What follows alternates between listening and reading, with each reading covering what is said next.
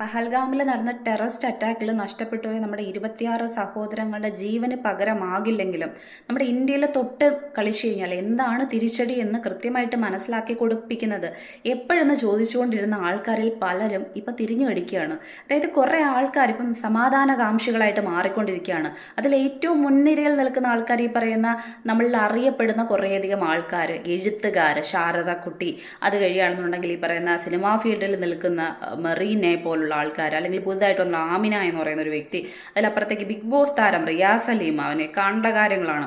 അങ്ങനെ കുറേ എണ്ണങ്ങൾ വന്നിട്ട് അതിനേക്കാൾ എന്നെ ഞെട്ടിച്ച കാര്യം മലാല യൂസുഫ് സായി പറഞ്ഞിട്ടുള്ളത് കൂടെ ചേർത്ത് വെച്ചപ്പോഴാണ് സമാധാനം ആണ് ഏറ്റവും വലുത്. ഇത് നമുക്കറിയുന്ന കാര്യമാണ്, സമാധാനമാണ് ഏറ്റവും നല്ലതെന്ന് പറഞ്ഞ് സംസാരിപ്പിച്ച് തീർക്കുക എന്നുള്ള കാര്യം. ഒന്ന് ആലോചിച്ച് നോക്കിയേ, നമ്മൾ അവിടെ ഈ പറയുന്ന അറ്റാക്ക് നടത്തിയത് ഇതിനുള്ള മറുപടി കൊടുത്തത് ഭീകരവാദികൾക്കല്ല, അത് സാധാരണ ജനങ്ങൾക്കല്ല.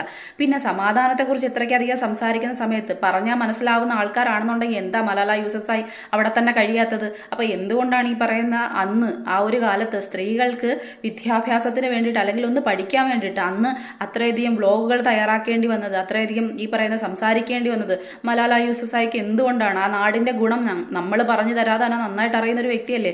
അങ്ങനെ പറഞ്ഞതിൻ്റെ പേരിൽ 2012 ഈ പറയുന്ന താലിബാൻ്റെ ആക്രമണം ഏറ്റുവാങ്ങേണ്ടി വന്നത് എന്തുകൊണ്ടാണ്?